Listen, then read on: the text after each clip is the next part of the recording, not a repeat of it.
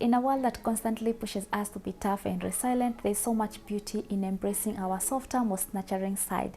Today's video, we are going to be talking about how to tap into our feminine energy, become a softer woman, and live with grace. With that being said, let's go ahead and start today's video.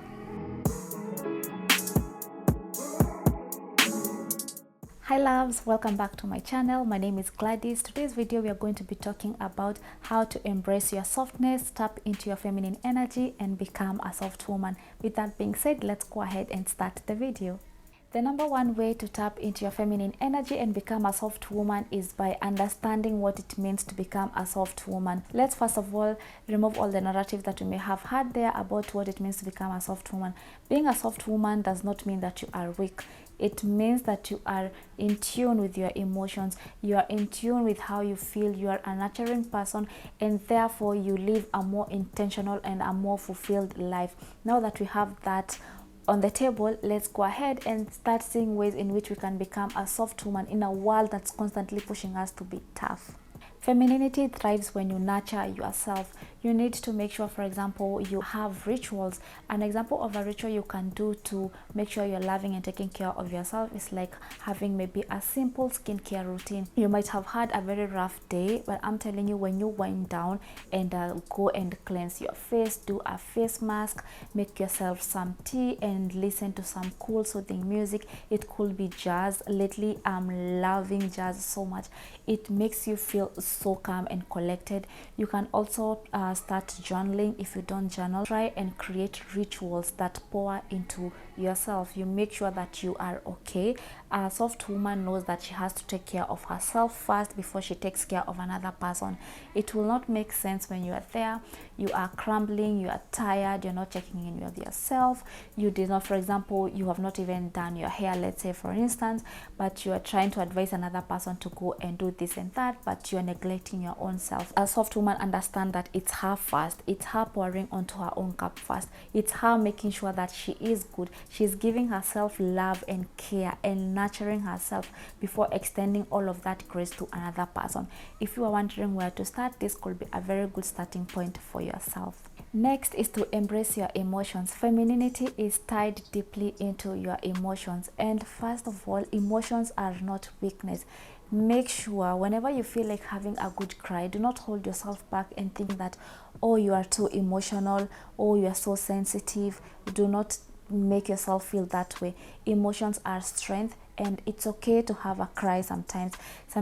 Actually it's so therapeutic to cry, and thoughts can be so overwhelming sometimes. Life can be so overwhelming sometimes. Allow yourself to express the emotion. It's just like a child. Whenever you see a baby, they don't hold back to expressing how they are feeling. If you see a child and they are laughing, they are happy, they light up a room, and you're like, such a happy baby. And sometimes it's even the silliest things that makes them laugh. Also, you'll find in some cases where a child maybe they could be hungry, maybe they don't even have a particular reason they are crying, they're just feeling so overwhelmed, or they're just crying for the sake of crying, and they are not afraid to do that. Now this is the same when it comes to us, when it comes to you being a soft woman. Don't allow yourself to feel like, oh, you're being petty, now you are too much, now you are too sensitive, or you're being too dramatic. Emotions are strength, and I will repeat that. So make sure that whenever you feel like dancing, go ahead and dance. Don't be thinking too much, oh, these things are for kids. No, make sure you're letting yourself be and tuning into your emotions, because that will also help you become a soft woman. Another way to tap into your feminine energy is by slowing down. We are living in a world that's constantly telling us to do more, be more, or don't waste time by resting, or you're supposed to be on the grind every single day. But let me tell you, there is softness in just slowing down. There is softness in just taking a break. There is softness in just taking time to walk in nature, taking time to just take a journal and write down your thoughts without feeling like you are supposed to be rushing. And when you are doing this, you are teaching yourself how to become, even in situations that might make you feel like you're supposed to maybe even give someone a piece of your mind. When you practice stillness and calmness, you're teaching yourself that There is no need to be rushing things. Sometimes there is beauty in just watching things from a distance and letting things be. When you create space for stillness, you practice mindfulness, you practice the art of sitting down, slow eating, and not rushing to get things done. You enjoy a quiet moment alone. You enjoy a space where there is no noise. You enjoy when you hear birds from outside. You enjoy when you see water. So many things bring you joy because you have mastered the art of being still and calm, and this in turn makes you become a very soft woman, and there is so much beauty in that. If you haven't started doing that, I always say it's never too late to learn something. It's not too late for you to become a soft woman, even if you've been feeling like you are leaning more into masculinity and now you want to become a softer woman. It's never too late, and you can embark onto that journey and become a very soft woman. Another way to tap into your femininity and become a soft woman is to cultivate compassion and nurturing relationships. Femininity is all about nurturing, and not just your relationships but also other people's relationships as well.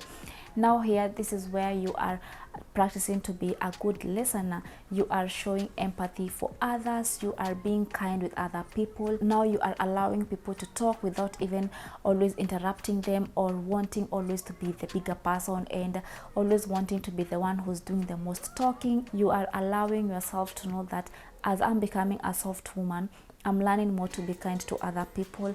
I'm learning more to be a good listener. I'm learning not to judge people by where they're coming from or based on their opinions or their beliefs. And this way you become a very good person even to be around with. There are those people who are so calm and collected, and they are so soft, and whenever you're around them you feel a sense of safety. You feel that you can tell them just anything, you know, just because they carry themselves so much. They are soft. A way to describe these people is like, she is so soft. She is really a nurturing person. She's just like a mom, you know, the way mothers are. We can run to them when we need something. Like, they give us that safe kind of feeling. That is exactly what happens when you allow yourself to cultivate empathy and compassion for others. And when you do this, in turn, you're going to ultimately become a soft woman.